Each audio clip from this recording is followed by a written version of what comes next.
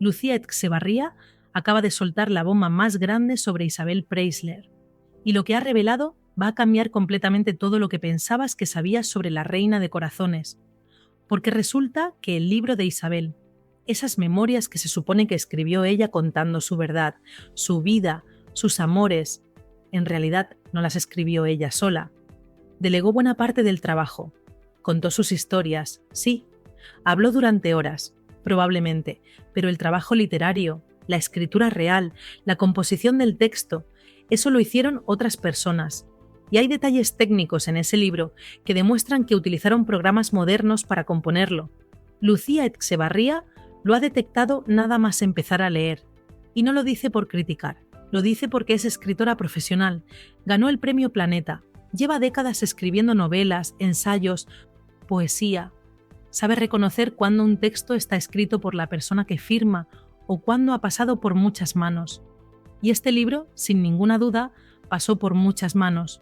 Isabel habló, alguien grabó, un programa transcribió automáticamente, un editor cortó y organizó, y finalmente se utilizaron herramientas de escritura modernas para pulir el resultado. ¿Cómo lo sabe con tanta seguridad? Por detalles técnicos muy concretos, por ejemplo, ciertos signos de puntuación que no se utilizan en español, pero que aparecen cuando usas programas de escritura automática que vienen del inglés. Son detalles pequeños, imperceptibles para quien no es del oficio, pero para alguien que lleva toda la vida escribiendo son evidentes. Es como si un mecánico mirara un coche y supiera inmediatamente qué piezas son originales y cuáles han sido cambiadas. Pero eso no es lo importante. Lo importante es que Lucía, a pesar de saber que el libro no lo escribió Isabel directamente, ha podido sacar información valiosísima, porque las historias que Isabel eligió contar, el orden en que las cuenta, los detalles que incluye y sobre todo los que omite, todo eso revela muchísimo sobre su psicología, sobre sus traumas, sobre los patrones que ha repetido durante toda su vida. Y Lucía puede hacer este análisis porque no es solo escritora, también es licenciada en psicología. Tiene un máster en neuropsicología, trabaja con pacientes reales en centros de rehabilitación cognitiva. Sabe leer entre líneas, sabe detectar patrones de comportamiento, sabe ver lo que otros no ven. Y cuando leyó el libro de Isabel, vio inmediatamente algo que nadie más había detectado. Un trauma de infancia brutal que ha condicionado absolutamente todas las relaciones de Isabel Preisler durante más de 50 años. Pero antes de entrar en materia, familia, si no estás suscrito, hazlo ya. Dale al botón rojo, activa la campanita y déjanos tu like, porque lo que viene a continuación va a dejarte sin palabras. Vamos a contar verdades que otros no se atreven a decir. Vamos a analizar la vida de Isabel Preisler como nunca antes se había hecho. Y vamos a entender por qué esta mujer, siendo quien es, habiendo logrado todo lo que ha logrado, ha repetido exactamente el mismo patrón en cada una de sus relaciones. Isabel Preisler no empieza su libro por el principio, no dice nací en Manila en tal fecha, en tal familia. No, empieza con un episodio muy concreto que ocurrió cuando ella tenía 18 años. Y el hecho de que ese sea el episodio que abre el libro, el que ella considera el punto de partida de su vida adulta, ya dice muchísimo. Porque cuando una persona elige qué contar primero, está revelando qué considera más importante, qué le marcó más profundamente. Isabel tiene 18 años, vive en Manila. Su familia es extremadamente rica. Su padre es de buena posición social. Ella ha crecido en un entorno de lujo absoluto. Tiene todo lo que una chica de su edad podría desear. Menos una cosa, libertad. Sus padres la controlan férreamente. Deciden con quién puede salir, a qué eventos puede ir, qué puede hacer. Es una educación muy tradicional, muy de Filipinas de aquella época, donde las hijas de buena familia vivían prácticamente encerradas hasta que se casaban. Y en ese contexto, Isabel se enamora de un hombre mayor que ella. No dice cuánto mayor, pero por cómo lo describe, debía tener al menos 30 y muchos, quizá 40. Un hombre millonario, soltero, de muy buena posición social. Alguien que, objetivamente, sería una buena pareja para ella. Sus padres no tendrían ninguna razón lógica para oponerse, pero hay un problema. Isabel no les ha pedido permiso. Ha empezado esta relación por su cuenta. en secreto, manteniendo todo en la más absoluta privacidad. Un día quedan para hacer algo especial. Él tiene una avioneta privada y una isla también privada. Van a ir allí los dos solos. Isabel recuerda perfectamente cómo él le cogía la mano mientras pilotaba la avioneta. Ese detalle se le queda grabado a fuego. El viaje, el paisaje desde el aire, la sensación de libertad. Llegan a la isla, nadan en aguas cristalinas, comen en la playa, pasan el día juntos. Y ese día, en esa isla privada, Isabel pierde su virginidad con el hombre del que está enamorada. Hasta ahí todo perfecto. Una historia preciosa, romántica, el tipo de historia que cualquier mujer recordaría con cariño toda su vida. Pero entonces ocurre algo que lo cambia todo. Cuando van a volver a Manila, la avioneta tiene un problema técnico. No pueden despegar. Tienen que esperar a que venga alguien a arreglarla. Y en lugar de llegar a las 6 de la tarde como debían, llegan a las 10 de la noche, 4 horas de retraso. Para cualquier padre normal, eso sería una anécdota, un pequeño susto. Te enfadas un poco porque tu hija llega tarde, pero cuando te explica lo que pasó, te tranquilizas, sobre todo sabiendo que estaba con un hombre de buena familia, millonario, soltero, alguien con quien perfectamente podría casarse. Pero los padres de Isabel no reaccionan así. Reaccionan de la peor manera posible. Montan un escándalo brutal, no escuchan explicaciones, no quieren saber nada. Para ellos, Isabel ha cometido una falta imperdonable. ¿Y qué hacen? Toman una decisión que va a marcar a Isabel para siempre. 2 semanas después, la meten en un avión y la mandan a Madrid, a 12.000 kilómetros de distancia. En 1970, mandar a alguien de Manila a Madrid no era como ahora. No había internet, no había móviles, no había WhatsApp ni videollamadas. Una llamada internacional costaba una fortuna. Un viaje de Manila a Madrid eran 2 días completos de avión con escalas. Era, literalmente, el otro lado del mundo. Mandar a Isabel allí significaba alejarla de todo lo que conocía, de sus hermanos pequeños a los que adoraba, de sus amigas, de su vida social, de su novio, de su entorno, de todo. Era como borrarla del mapa. Y el mensaje que le mandaban sus padres era clarísimo. Nosotros decidimos tu vida. Nosotros controlamos con quién te relacionas. Y si no obedeces, te alejamos. Nos importa más imponer nuestra voluntad que tenerte cerca. Preferimos no verte durante años a permitir que tú tomes tus propias decisiones. Isabel no describe esto en el libro como un trauma. No dice explícitamente lo mucho que sufrió, pero el hecho de que sea ese el episodio con el que abre el libro demuestra que la marcó profundísimamente. Y Lucía lo explica perfectamente. A partir de ese momento, Isabel desarrolla varios mecanismos de defensa muy concretos. Primero, necesita proteger su vida privada a toda costa. Nunca más va a permitir que sus padres o nadie controle sus relaciones. Segundo, necesita mantener todo en secreto el mayor tiempo posible. Mientras algo permanezca privado, está a salvo.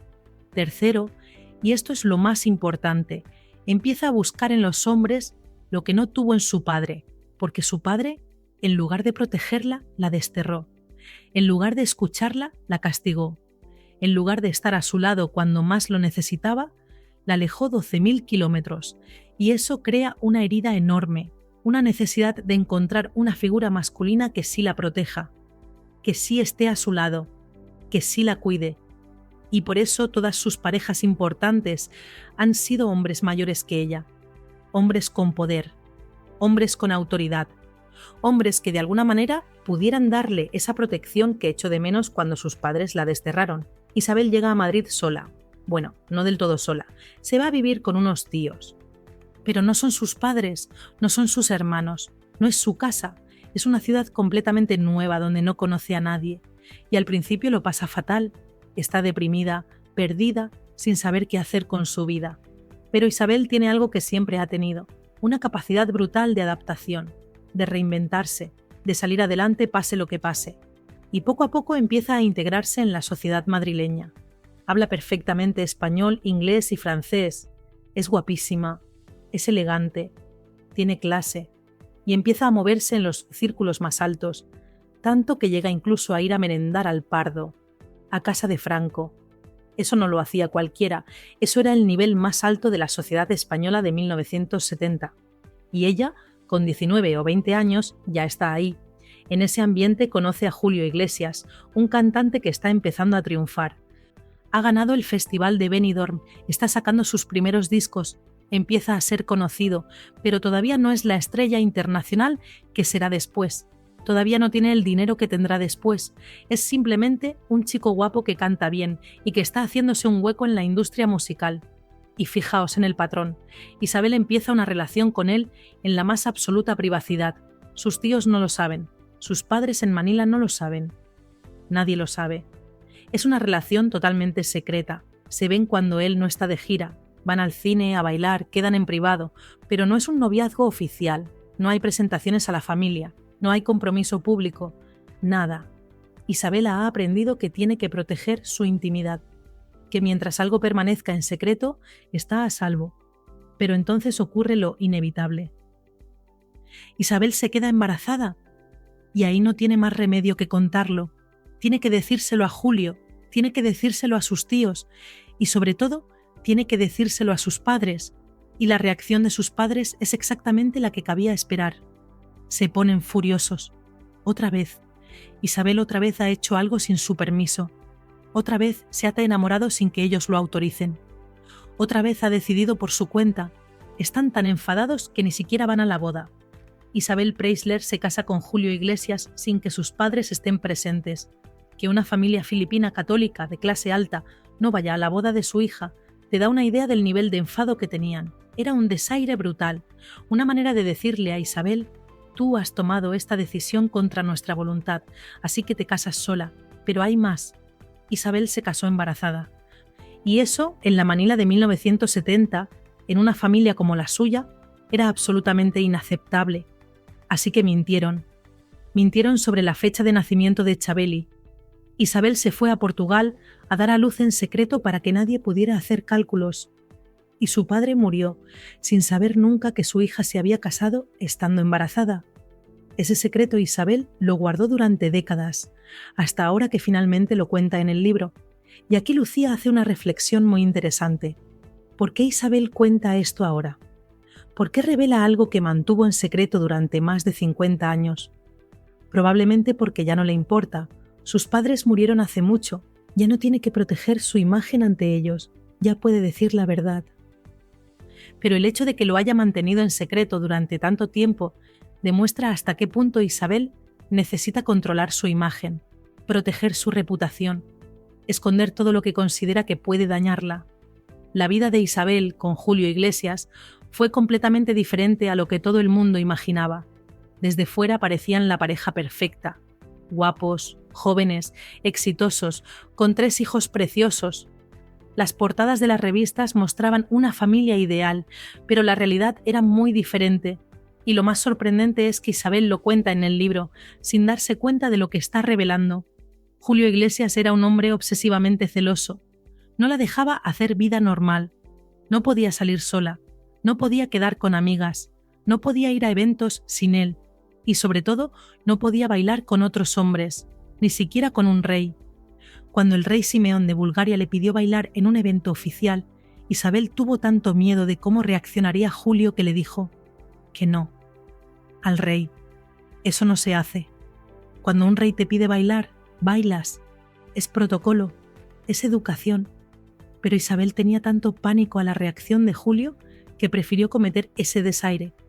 Cuando Julio se iba de gira, que eran temporadas largas, Isabel no podía hacer vida independiente. Solo podía salir con el cuñado de Julio, con la familia de él, con gente que hacía de vigilantes.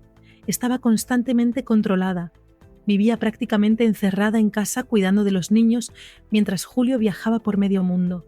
Y cuando intentaba quejarse, cuando le decía que esos celos eran demasiado, que necesitaba libertad, Julio utilizaba una técnica clásica.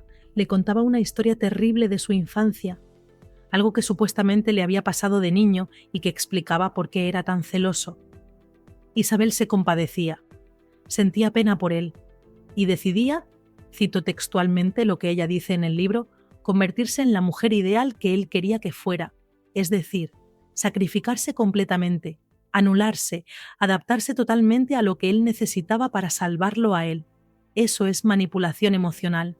Hacer creer a tu pareja que si te deja es porque no te comprende, porque no entiende tu dolor, porque no te quiere lo suficiente, y conseguir que esa persona se anule completamente para satisfacerte.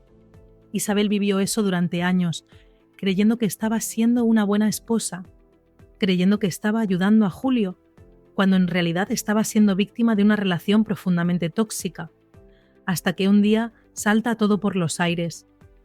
Sale a la luz una infidelidad de Julio. Isabel va a Todd a hablar con él y le dice que sabe lo de esa mujer, y añade, muy lista ella, y de las otras también lo sé. Julio responde con una frase brutal, pero las otras no son como tú, y ahí se descubre todo. No era una infidelidad, eran muchas. Julio había estado con media humanidad mientras exigía a Isabel fidelidad absoluta. Y Lucía explica algo muy revelador. Isabel en el fondo ya lo sabía. Parte de ella sabía que había más mujeres. Había oído rumores, había visto señales, había intuido cosas, pero conscientemente no quería reconocerlo, porque reconocerlo significaba aceptar que ese hombre al que ella se había entregado completamente, por el que se había sacrificado, por el que se había convertido en la mujer ideal que él quería, la estaba engañando sistemáticamente. Y eso era demasiado doloroso de aceptar. Cuando todo sale a la luz, Isabel decide separarse, pero fijaos en esto porque es fundamental para entender cómo funciona Isabel. No se separan públicamente, de puertas para afuera siguen siendo la pareja perfecta. Hacen portadas juntos en el Hola, en lecturas, en todas las revistas. Salen sonrientes, cogidos de la mano, con los niños. Todo el mundo piensa que siguen enamorados, que son la familia ideal, pero en realidad ya están separados.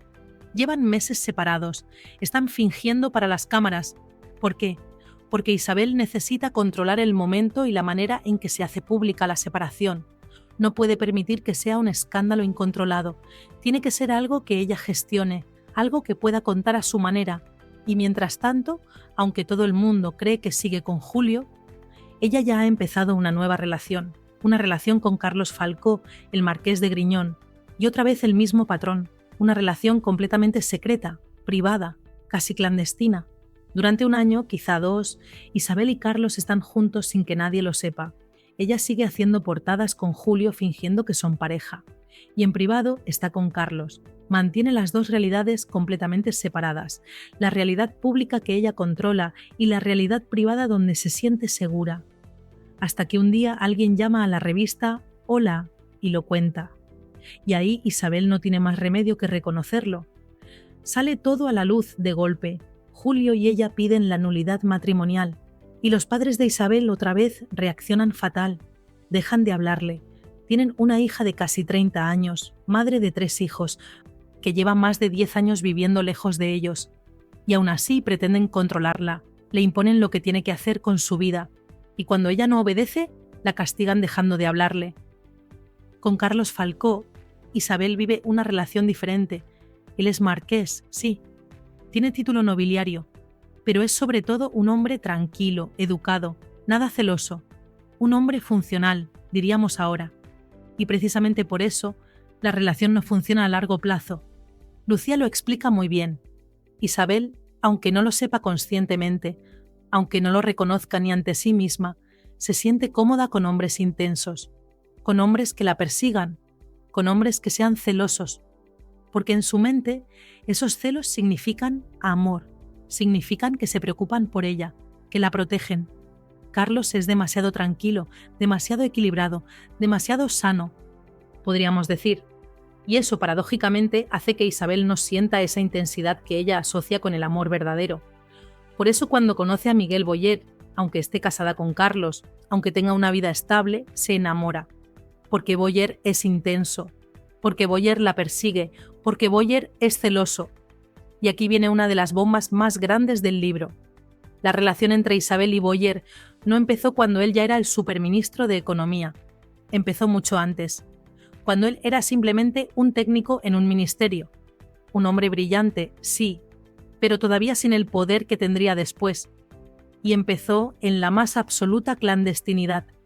Isabel mantenía su relación con Boyer mientras seguía casada con Carlos Falcó.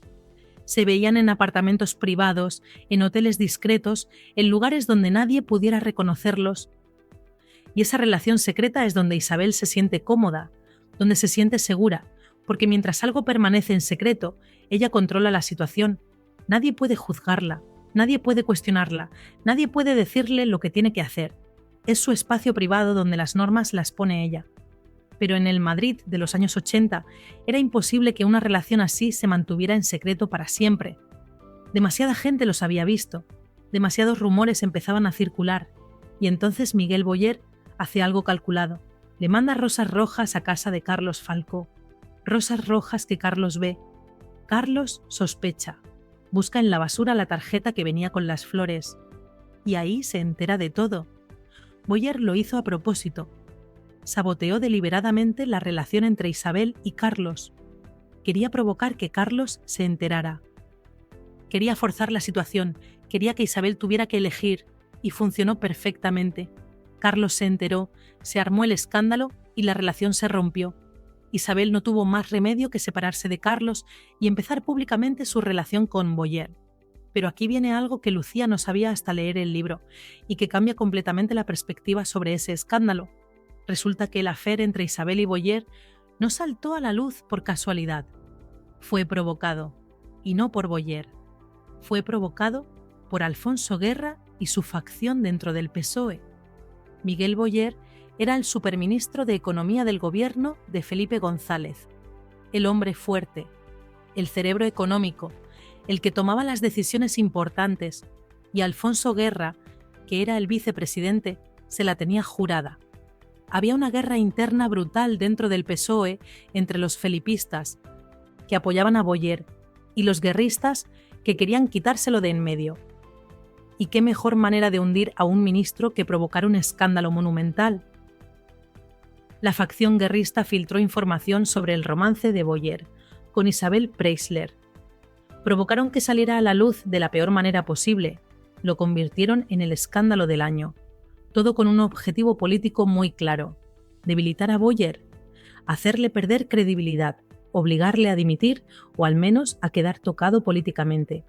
Isabel fue utilizada, fue una pieza en una guerra política que ni siquiera entendía. El PSOE usó su imagen, su fama, su relación como arma arrojadiza contra uno de sus propios ministros, y ella quedó en medio de todo sin saber realmente qué estaba pasando, pensando que simplemente su romance había salido a la luz porque esas cosas pasan, sin entender que detrás había toda una estrategia política para hundir a Boyer.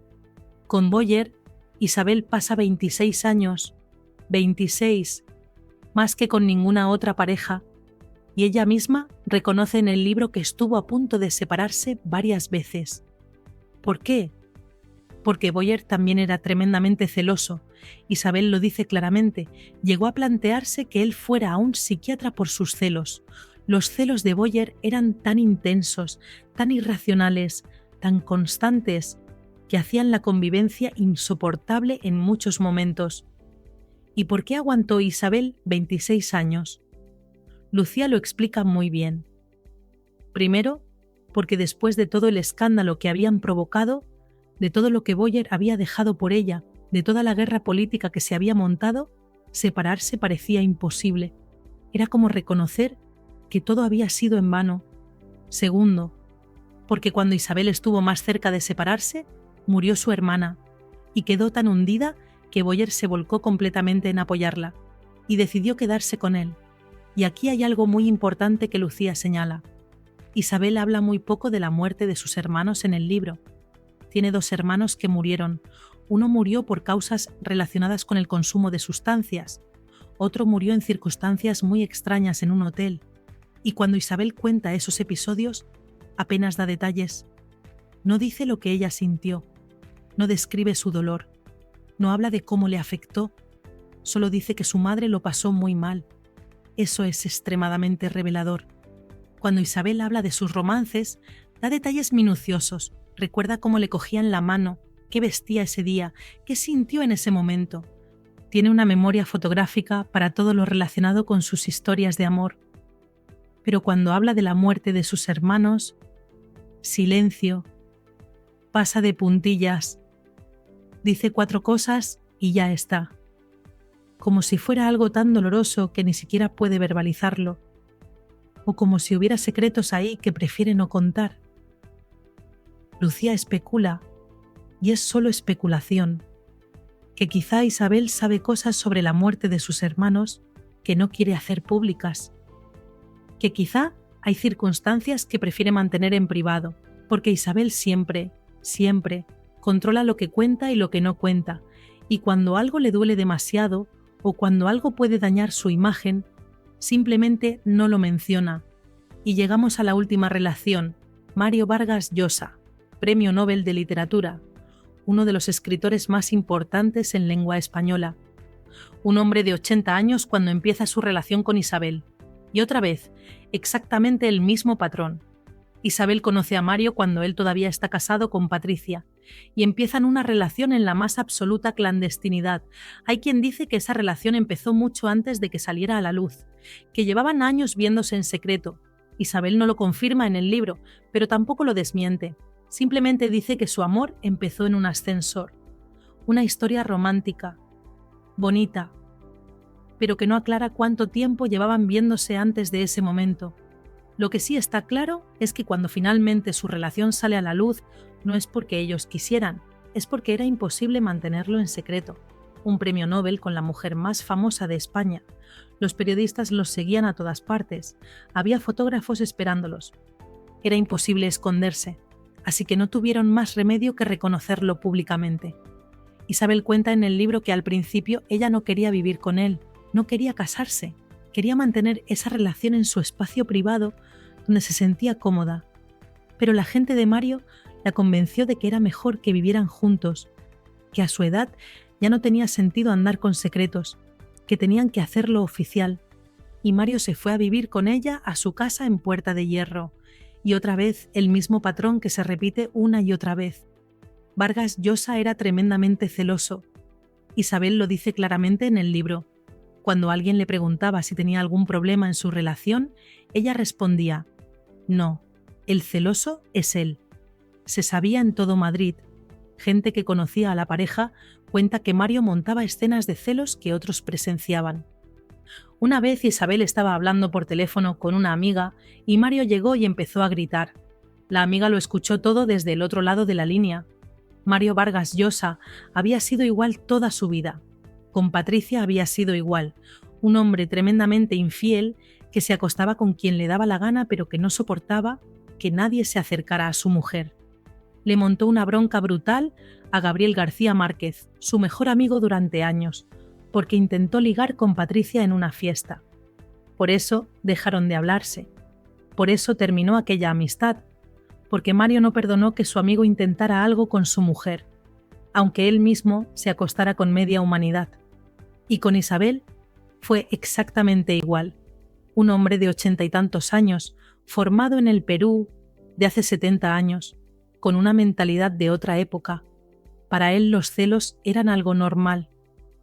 Algo que demostraba amor, algo que cualquier hombre debía sentir por su mujer. Y por eso Isabel lo aguantó, porque en su mente esos celos significaban que él la quería, que se preocupaba por ella, que la protegía. Era el mismo patrón que había repetido con Julio, con Boyer, hombres celosos que ella interpretaba como hombres enamorados, hasta que llegó el episodio final que ya todo el mundo conoce. Isabel fue a un evento de trabajo, un acto de promoción de champán. Llegó tarde a casa, sobre la 1:30 o las 2 de la madrugada. Mario se levantó cuando la oyó llegar y le montó una escena de celos brutal. Le gritó, le dijo que se estaba tomando demasiadas libertades, que a esas horas no se llega a casa. Isabel intentó explicarle que era un compromiso de trabajo, que se lo había dicho antes, que era parte de su profesión. Pero él no atendía a razones. Al día siguiente, Mario hizo las maletas y se fue a su otro apartamento en la calle de la Flora. No habló con Isabel, no le dio explicaciones, simplemente se fue y mandó a alguien a recoger todas sus pertenencias. como si la relación hubiera terminado sin más. Isabel se quedó destrozada. No entendía qué había pasado. No entendía por qué una discusión, aunque fuera fuerte, llevaba a Mario a tomar una decisión tan drástica sin ni siquiera hablar con ella. Y escribió aquella carta que ahora todo el mundo conoce. Una carta donde le decía que estaba muy mal educado, que su casa no era un hotel donde la gente va y viene sin dar explicaciones, que no iba a soportar sus idas y venidas, que por respeto a sí misma no iba a permitir que eso volviera a pasar. Y terminaba diciendo: por favor, manda a alguien a recoger todas tus cosas.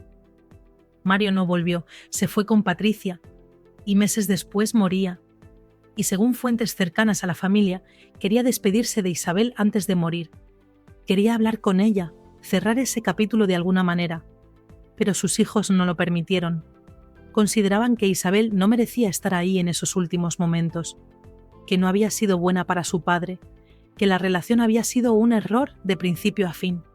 Y así termina la historia de Isabel Preisler, una mujer que a los 18 años fue desterrada por sus padres a 12.000 kilómetros porque llegó 4 horas tarde, que echó de menos esa figura paterna que la protegiera, que buscó durante toda su vida a hombres mayores, poderosos, que pudieran darle esa protección, que se enamoró siempre de hombres intensamente celosos porque confundía esos celos con amor verdadero, que vivió relaciones donde estuvo constantemente controlada sin darse cuenta de que eso no era normal, que aprendió desde muy joven a proteger su intimidad, a mantener sus relaciones en secreto, a controlar su imagen pública a toda costa.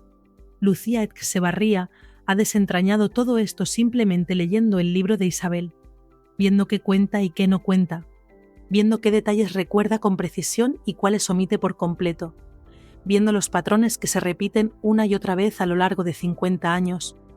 Y lo que ha descubierto es fascinante. Isabel Preisler no es la mujer superficial que muchos creen, no es simplemente una mujer guapa que se casó con hombres ricos. Es una mujer marcada por un trauma de infancia brutal. Una mujer que ha buscado toda su vida lo que sus padres le quitaron cuando la alejaron.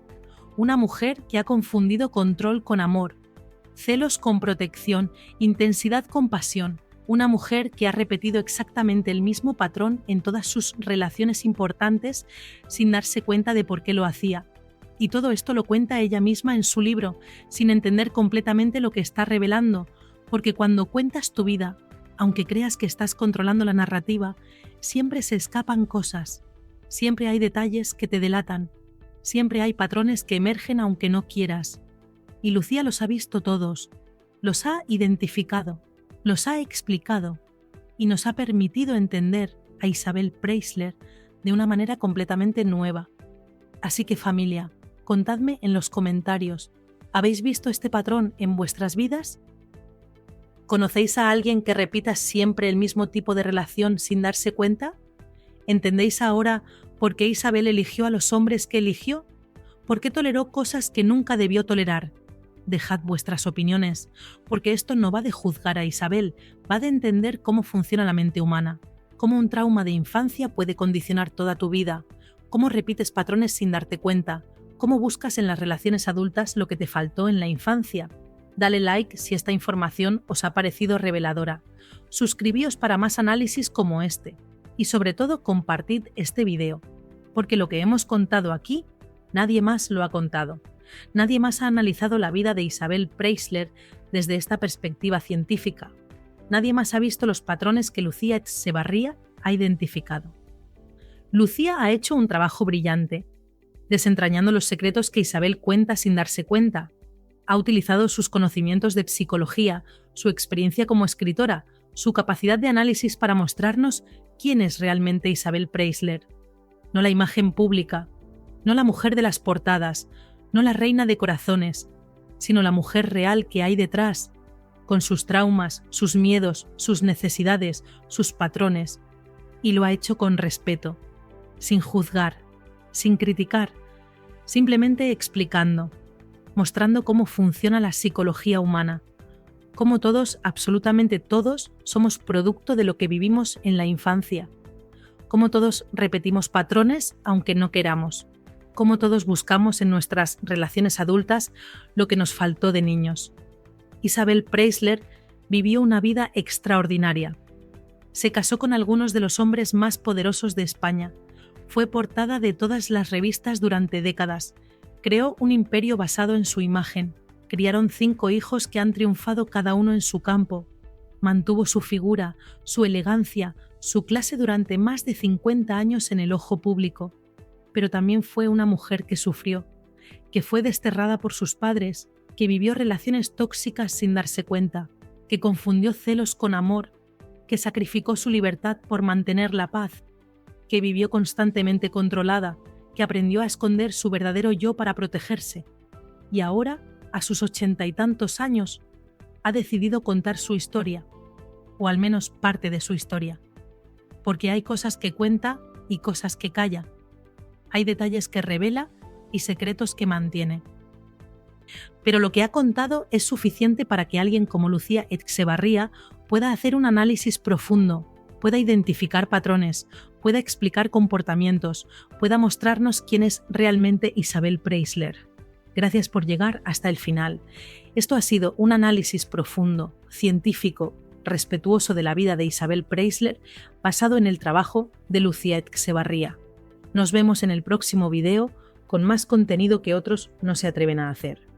Contenido con profundidad, contenido que va más allá del chismorreo, contenido que intenta entender de verdad a las personas de las que hablamos.